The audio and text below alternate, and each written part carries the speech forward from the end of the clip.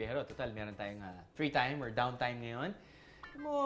Parang gusto nating i-highlight yung mga favorite episodes ng mga online viewers natin. Na episodes na hindi lang hit sa TV, hit rin sa social media.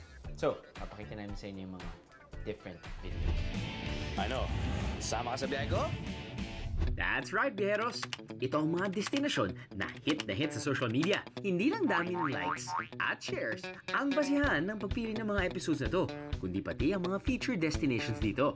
Kaya, nag-invite kami ng mga viewers na binigyan namin ng pagkakataong magtanong via video conference. Drew, meron ka ba napuntahan na sobrang nagulat ka na hindi mo in-expect na may mga hidden activities pala na magagawa doon? Huh? Huh? Please tell us. Actually, yung Quezon City, hindi kami nag-aeroplano at hindi kami nag-road trip ng mahaba-haba. Ang dami palang pwedeng gawin sa Quezon City. Nakala ko, napuntahan ko, nakala ko, na-experience ko na, yung pala hindi pa. Kahit highly urbanized na ang Quezon City, akalain nyo bang may gubat pa rin dito? Minsan lang ako mountain bike eh. Kapag off-season, usually talaga road bike ako, pero kapag mountain bike ako, man, ito talaga yung pinupuntahan ko. Ganda dito talaga, sobra. Ganda talaga dito. Para sa mga trail riders or yung mga mountain bikers na hindi pa nakakapunta dito, man, you're missing a lot. Wala kayong bike? Di marunong magbike? O ayaw nyo lang magbike? No problem! E di mag-trekking kayo. For only 200 pesos, mura na ang experience at may libreng view pa mga biyero. O diba? Ang relaxing, guys.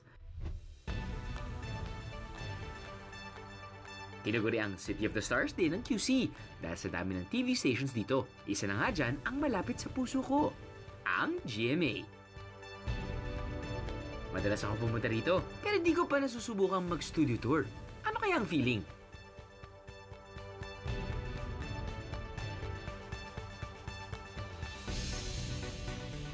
Chica Minute! Thank you, Sir Mel. Sir Mel! Chica Minute! Thank you, Sir Mel. Sir Mel na naman! Hindi ka Sir Mel. Okay lang yun, Sir Mike. Cut!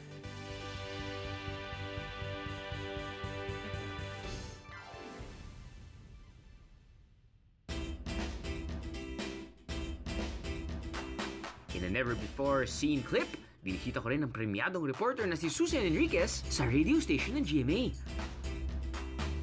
Wala akong pakialam kung hindi kayo manonood ng Biyahe ni Drew every Friday, 8 p.m. sa GMA News TV, ha? Matapos mamasyal, abay, ang daming choices kaya ng makakainan dito sa QC. From bakeries to coffee shops to fine dining restos with different cuisines. At pagdating sa lechon, hindi rin pahuhuli ang QC dahil dito matatagpuan ang isa sa pinakamasarap na roasted pig in the metro. Pisa muna, lechon na hindi lechon sariwang baboy. Nagtitinda sila, nagtitinda ang tatay ko sa Blooming Treat. Paghapon, pagtanghali na, tinda niya, naglilitsyon siya sa sabungan.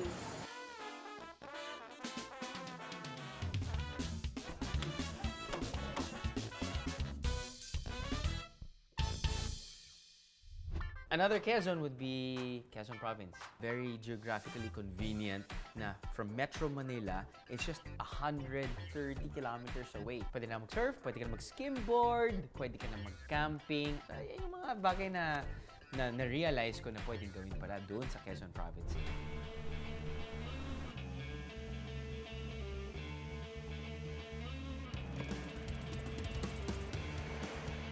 Yep, Quezon Province. Lalong-lalo na ang Real Quezon.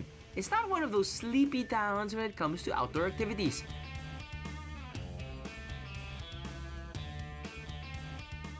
Believe it or not, you can surf, skimboard, paddleboard, do river rafting, and even swim with the locals para manghuli ng isda. Hey, don't be a tourist, be a local. So, subukan namin. Hinam ko yung goggles. Astig yung goggles. Ang galing. Galing. Walang brand pero clarong tubig. Pero isipin nyo, yung pinakita sa amin ng bata yung mga nahuli nila. This was just today. Dami nilang nahuli. Isdang kaya kalalaki, mga hipon, manok. Hindi ba manok? Okay na yan. At pagkatapos yung subukan lahat ng kanilang water activities, they'll also have land activities that will really excite you, tulad na lang ng pagsakay sa ATV.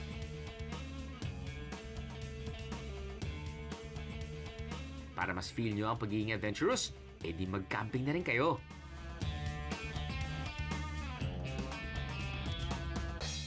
Di kaya mag-camping? O makibanding kay Mother Nature? Abay, pwede rin tumawid sa kalapit na bayan para sa mas murang accommodation. May iba't ibang beachfront accommodations na pwedeng pagpilian. For 3,300 pesos a night, kasya na rito ang buong barkada.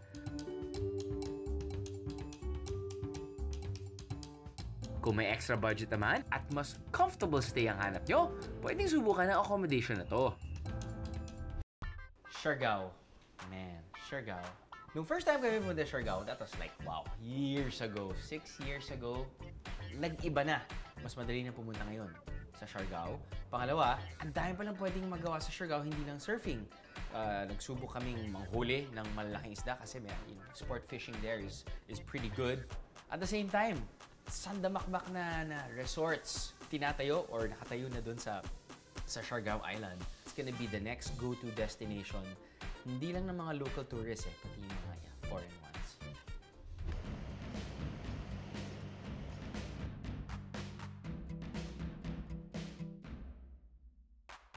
Pero syempre, hindi ko pa rin natanggihan ang tawag ng alon sa Siargao.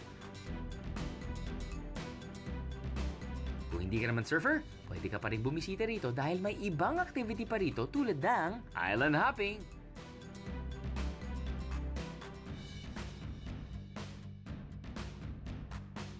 Pwede rin bumisita sa kanilang falls at kakaibang swimming pool. Ayan, roll mo. Up. Ayun na, up. Kailangan nito, boy. Lang, madulas dyan. Alam mo na, pinag-usapan na natin yan kanina pa. Isang oras kalahati. Sabi mo, bro, gusto kong tumalon. Sabi mo sa akin yan eh. Sinabi ba ako sa'yo? Oo, habang tulog ka. Ay! At pabalik! Magpapatalo ka ba sa bata? Hindi! Hello! Pare, ikaw yung champion namin. Champion. Take it off. Palay niya, tinatalon lang pala yun. Go pro. Oh, Nakuha mo yun? Kamo yun? Kamo yun? Kamo yun? Kaya ni Rayon! Sir, kaya ni Rayon!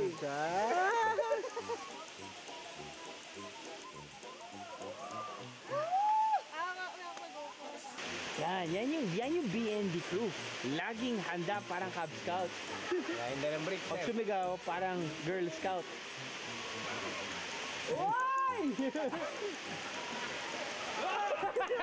Sayang! Nag-GoPro pero hindi tinutong sarili. Nice one, bro! Sir, papatalo ba yung producer natin? Ayaw yan eh, kahit na... Oh, hindi Ano pa, ka ba? hindi pa nababasa yan eh. Oy! Hindi pa nababasa. Alam mo, sawang-sawa na yung mga viewers. Manood sa akin, ako yung tatalon. Ako yung mag-serve. Ikaw naman, boy! Take it off! Take it off! Take it off! Dala mo na yan! Yeah!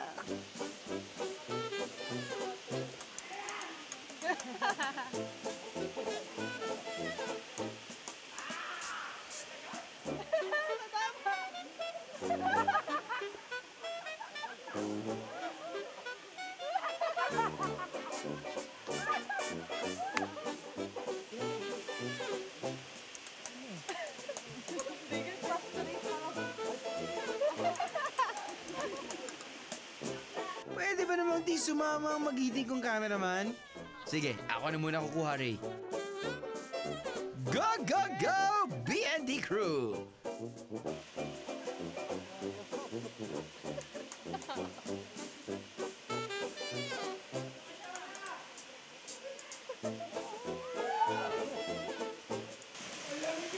ganong ka-finesse, ganong ka-smooth yung galaw ng mga kasamahan namin. But they get the job done. Also, in Malapascua, sino ba makakalimot ng mga treasure sharks, di ba? Pati yung vibe kasi ng Malapascua hindi lang scuba divers yung appreciate ng Malapascua. Common tourists na hindi kailangan maging super active pagdating sa water sports. Kasi Malapascua is, I think, a place wherein you just wanna chill, relax, and just have a cold bottle of water. Cold bottle of water.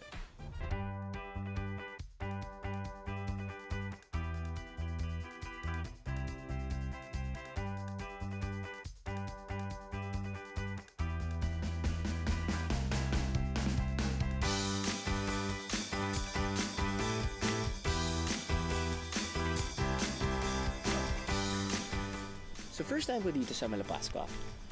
You know, I keep on hearing stories about Malapascua, really, really good stories. Pero parang hindi ko ma-imagine kung anong itsura niya because, you know, we've been to different parts of the Philippines. We've seen a lot of beaches and my first thoughts nung umapak ako dito sa isla, parang sabi ko, wow! May magandang resort. Ang ganda ng setup.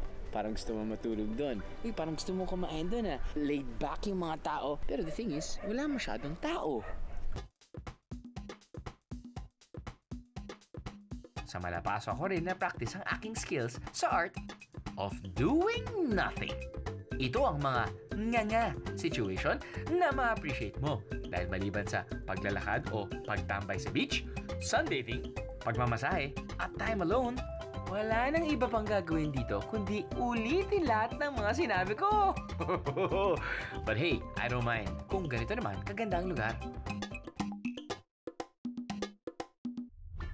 Yun, kalain nyo, no? Sa sobrang hit na hit tong episode na to sa ating online viewers, shinare to ng ganyang kadaming beses at nilike ng ganyang kadaming beses. Sika pa tayo? Wow! 5,000 lang ba ang budget nyo? Swak dyan ang Banawi trip natin.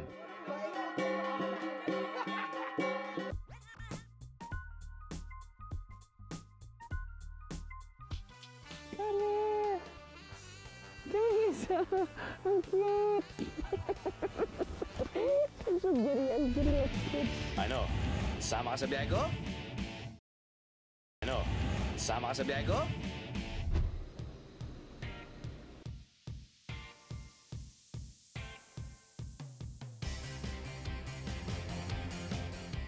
Ha? Do! Hindi kasi talagang ingit na ingit ako sa biyahe mo pero I guess gusto ko lang malaman kung paano ko masusulit yung bawat biyahe ko. O lalo na kapag meron na akong working budget. Ha? Paano? Ha? Well, as you know, hina-highlight talaga namin yung working budget per episode, no, as much as possible.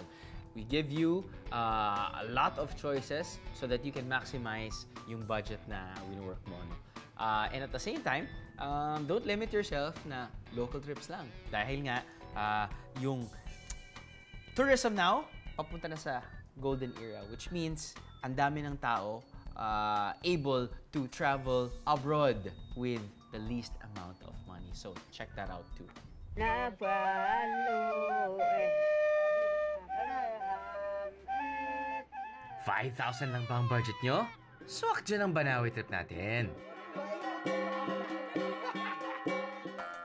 All in na ito mga chong. From pamasahe, lodging, food, at sightseeing.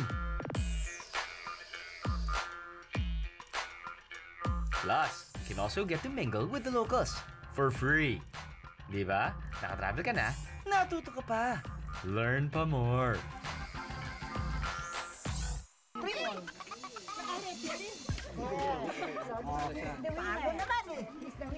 Kasi pinagod mo na kanina. Awak na pagod. One, two, three.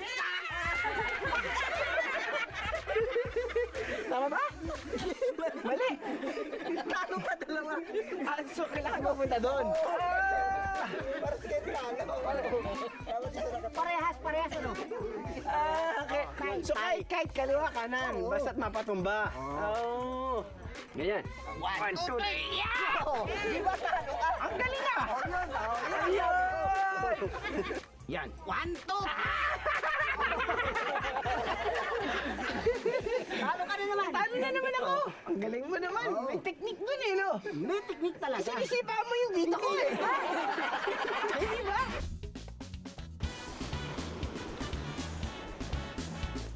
Malapit na beach? Mura? Pues, Anilaw, Batangas na. Contrary to popular belief, pwedeng magbakasyon sa Anilaw on a budget. Kahit na isa ito sa mga sikat na world-class destinations ng bansa.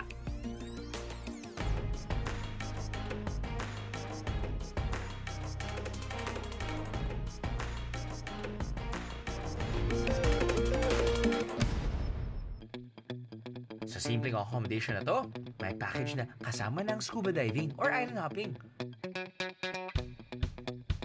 Lodging plus food. Meron din yan dito sa bed and breakfast na to. Buffet style pang food. Busog pa more!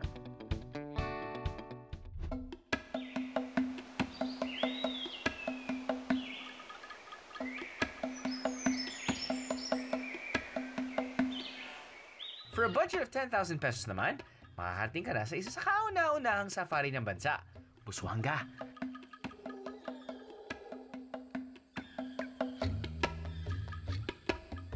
Di tulad ng pangkaraniwang zoo, malawak ang lugar ng mga hayop.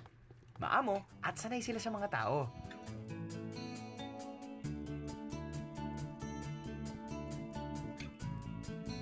Kaya mas personal lang yung experience. Plus, bog china fresh na fresh. Straight from our boat's kitchen. Panalo!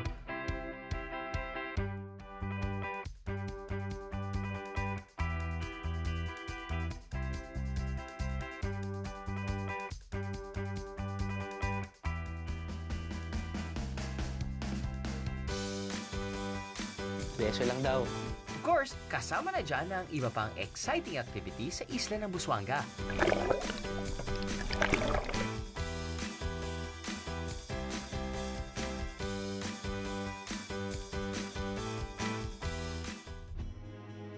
Kaya rin ng 10,000 peso budget na bumisita sa Baguio of the South, ang Digos.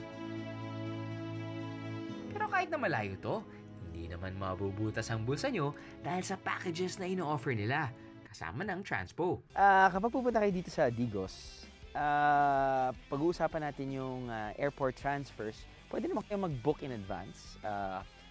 From Davao International Airport, you can actually rent a van going to Digos, which is around 3 hours. Or you can contact directly Mount Apo Resort or kung anong resort man ang inyong isistayan. And I'm sure they also have their airport transfers from the airport going to Digos. But from here, kailangan medyo gagamit kayo ng specialized vehicle dahil maraming rough road eh. Yung tatahakin nyo or yung daadaanan nyo, no? Buti lang, isa sa mga resorts na feature natin ay nag-o-offer ng 4x4 vehicles. At kung feeling local ka naman, pwedeng mga bayo o magmotorsiklo to go around Digos. Dito ko rin nakita ang pinakamurang pasalubong, ang saging. At hulaan nyo magkano to? Pwedeng umabot ng 150 per kilo. Grabing mahal. 1 peso and 50 centavos per kilo. Hello? Ang mura niyan, guys! Eh kung nakapag-ipon ka pa ng gusto at may natabing 15,000 pesos, eh di lumabas ka na ng bansa. Kung gusto mong makaranas ng snow, well, eto na yon, ang winter sa Hokkaido, Japan.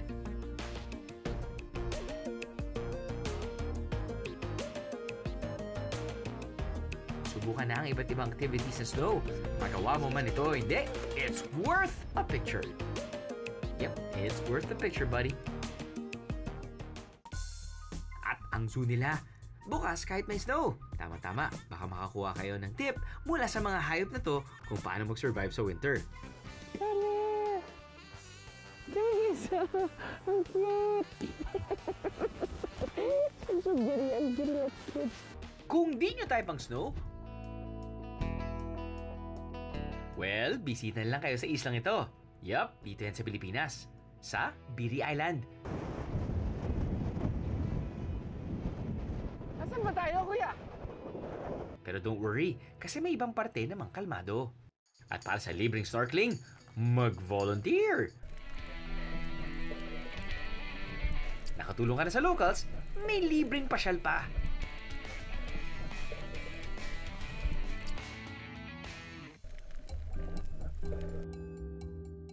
At ano nga ba ang marami sa tabi ng dagat? Eh, di seafood! Dito, check na mauubos ang budget nyo. So apparently, mahal din yung pagkabenta nila dito. It's 900 pesos per kilo. Now, hindi ko alam kung foreign price yan or price para sa mga turista at hindi local or hindi nanggagaling dito sa malapit yung lobster. Pero yung tuna, ito, luto na umaabot ng 90 pesos per kilo. Hey, that's not bad at all. Budget? Kahit magkano pa yan, pwedeng bumiyahe. Nasa diskarte mo na yan, mga biyahero. Ika nga, kapag gusto, maraming paraan. At ang shares and likes ng mga episodes na to, approve!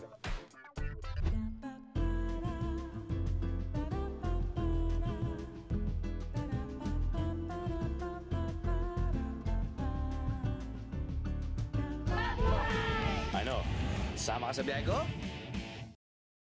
Ano? Sama ka sa biyahe ko? Ikaw talaga, lahat na experience ko, ang ganda talaga. Yung mga hashtag you love my job, hashtag you love my job. Naiingit talaga kami sa'yo. Pero ikaw, bilang, alam mo yun, traveler, bihero, ano yung mga, yung talagang naisip mo na, lahat naman talagang ginagawa mo, maganda, masarap. Pero ano yung talaga yung tumatak sa isipan mo, yung talagang, pag experience mo doon, naiingit sila sa akin, yung ganun. Correct. Good question. Siyempre, yung top of mind dyan yung Living Large episode namin. Diba? Sa Palawan, kung saan, hindi lang kami nag-aeroplano. Nag-seaplane pa kami. Hindi na kailangan ng airport. Yung runway namin, yung mismong tubig. At hindi lang yon. Siyempre, sa'yo, yung buong isla. Tapos nun, meron ka pang sariling yate. Ay nako, daming kwento dyan. Panoorin nyo na lang to.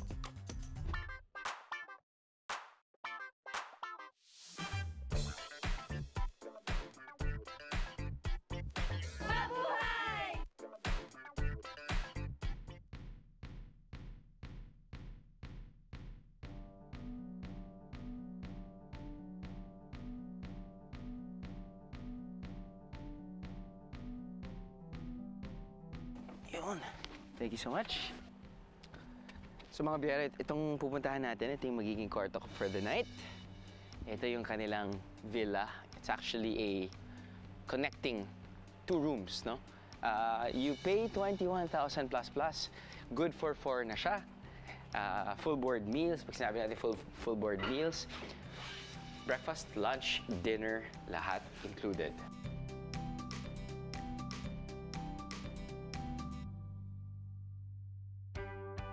Pero hindi lang sa resort na yan, pwedeng mag-live in large. Live in large din ang mga activities dito sa Coron. Yung itong Hydro Bob.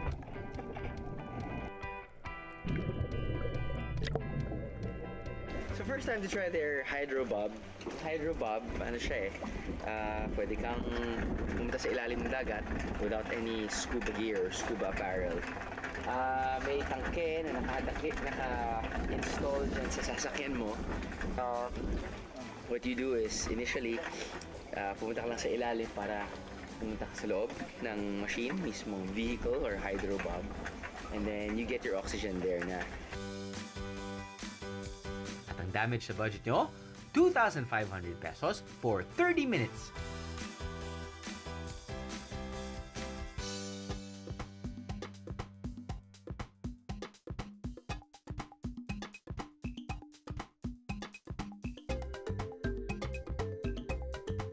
Pero may mga activities din namang kasama na babayaran nyo tulad ng snorkeling. biyahe natin sa Western Samar. Naalala nyo ba yung nag-rock climbing tayo without any harness? Tapos yung tatalong ka na lang?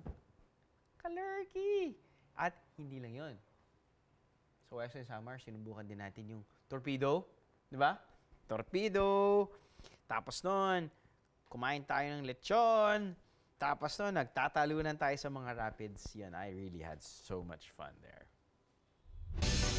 Do you think you're tough enough, viajeros?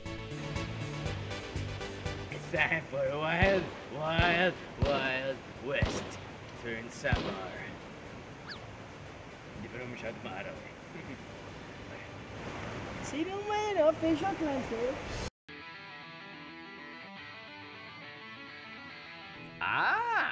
How do you like my ride, baby?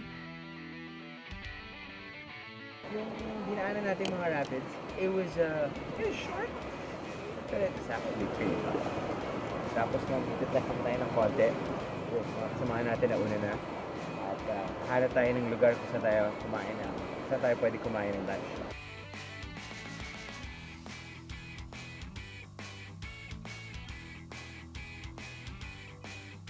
Pwede naman kayo magdala ng sarili yung pagkain, pero you know what? Why not just pay 200 pesos per head? Tapos nun, sila na mismo magdadala ng mga pagkain. Now, ang menu, kamote at lechon. Solve na tayo dyan. Hindi lang yan. Meron tayong kare-kare. May tamales, hipon, ampalaya, inihaw na bangus, pineapple, buko. So, hinantay natin. Sugod mga kapatid!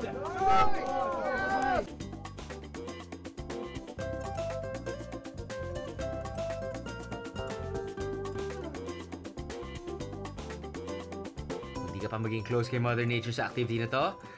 Ay, ewan ko na lang.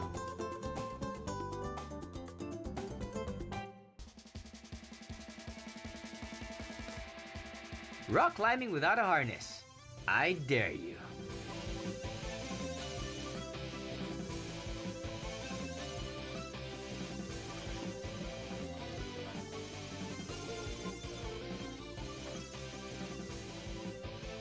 Hindi, akin na ako sa bilang talaga eh.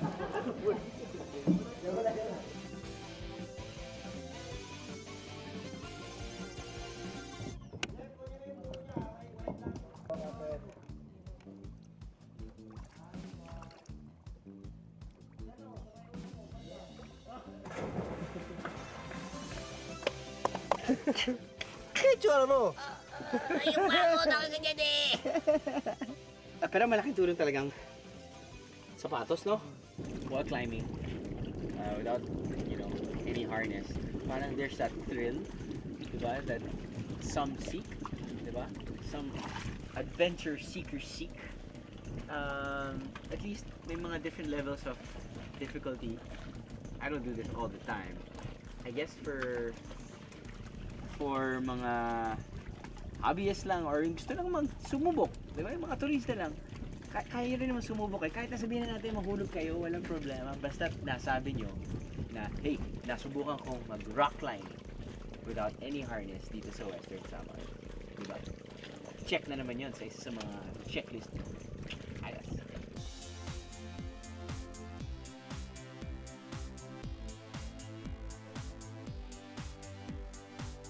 Dahil maraming magagandang tanawin sa tabing dagat at tabing ilog, hinihikayat ng mga turistang gumamit ng kayak patungo doon. Pero pagdating sa dulo, sulit lahat ng pagod nyo. Sulit na sulit ang adventure.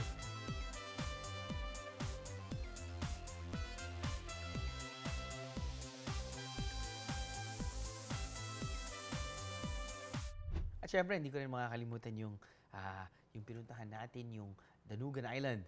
Ang kakaiba kasi nun, ano siya eh, very eco-friendly island. Hindi ka lang nag-e-enjoy, para nakakatulong ka pa sa kalikasan, which I think is brilliant.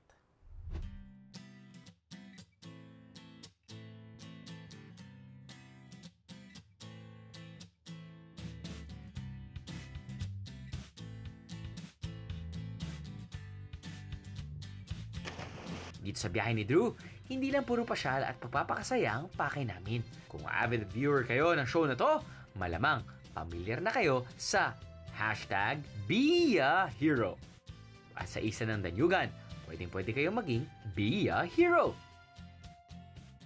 Sa ganda ng lugar, talagang mahihiya kang magkalat.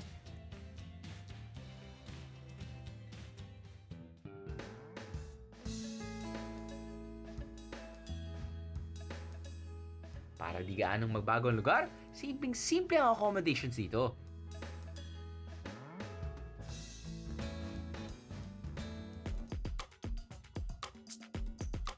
Pero bawing-bawi naman sa mga activities dahil panalo ang lugar.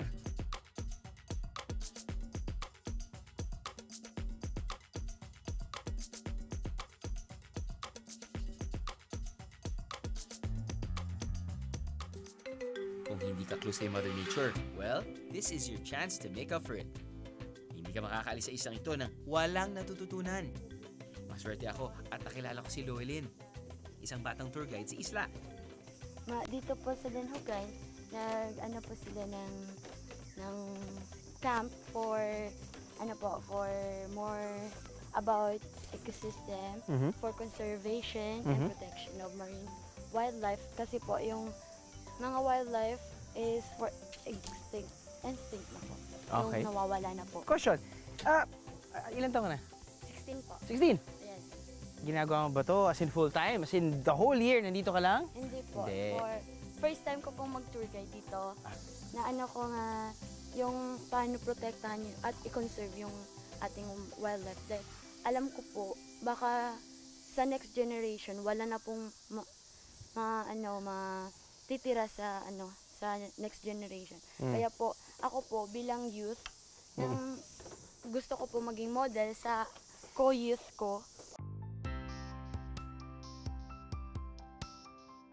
Sa dami ng aking napuntahan, oo nga tatatak talaga ang mga magagarbong lakad. Pero minsan, ang mga simpleng biyahe pa ang kumukurot sa aking puso at isipan. You love my job! And I love it too.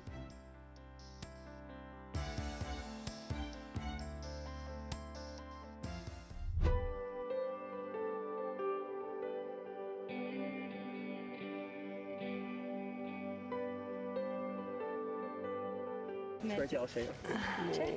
Wow! Happy Valentine! Sa'yo? Hindi kita kayang tiisin eh. Wow! Ano? Sama ka sa biyahe ko? Ano? Sama ka sa biyahe ko?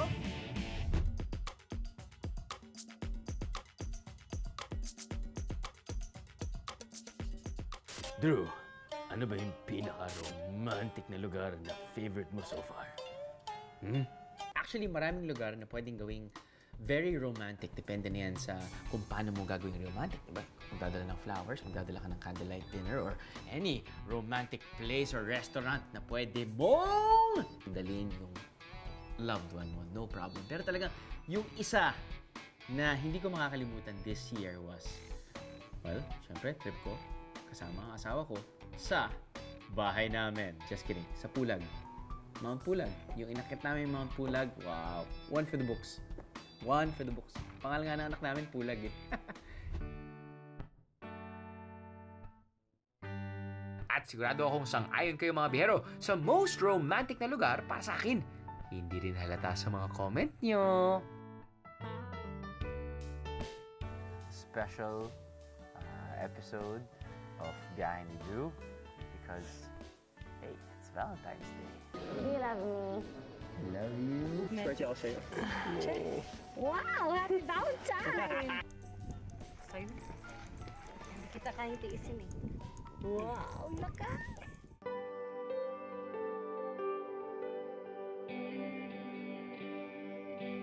Ito na siguro ang isa sa pinakamura, kakaiba, at romantic na biyaheng pwedeng gawin ng mga magsing-irog.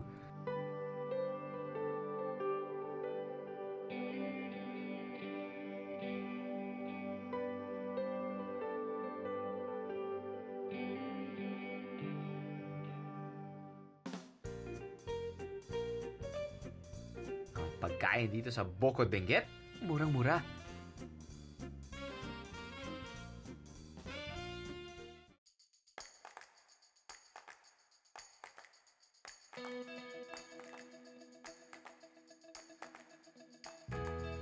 Ang mga pasyalan, natural.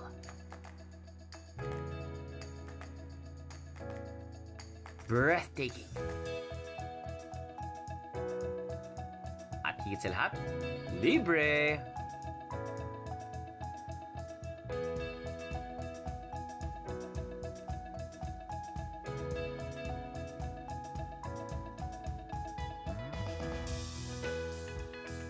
But for our final dating destination, medyo mahabang lakaran. Kaya more chances to hold hands, take pictures, and spend time with your loved one. Yehoo!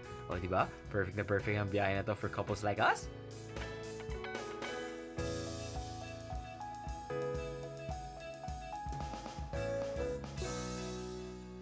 Talagang na-set up kumbaga. From the weather, the place, and you know what? It didn't hurt na kakonsyaba ko si Mother Nature. So next time you plan a date, think out of the box and be more adventurous.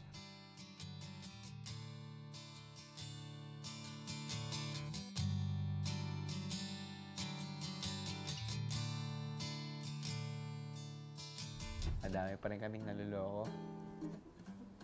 Shares? Likes? Madami-dami pa rin. Thanks mga biyahero. Good job. Most shared, most liked.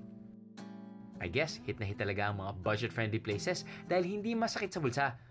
One for the books din ang mga memorable at kinaingitang trips. Still, don't be afraid to explore familiar grounds kasi you might discover new things. Ano pa man ang dahilan nyo to travel, I'm sure it's worth it.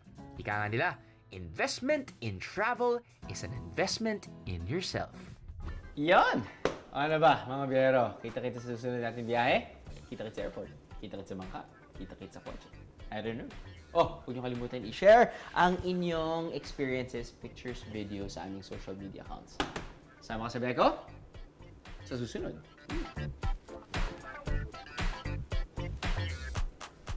Hoy, Ray. Huwag ka nang maiwan dyan. Halika na! Naiwan na tayo ng airport.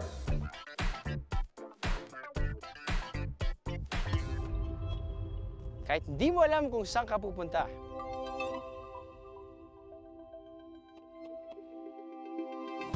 Kahit di mo alam kung ano makikita mo.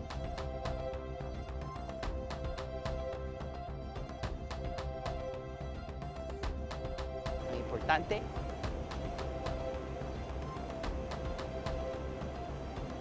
meron kang nababahong aral. Ano? Sama ka sa biyahe ko?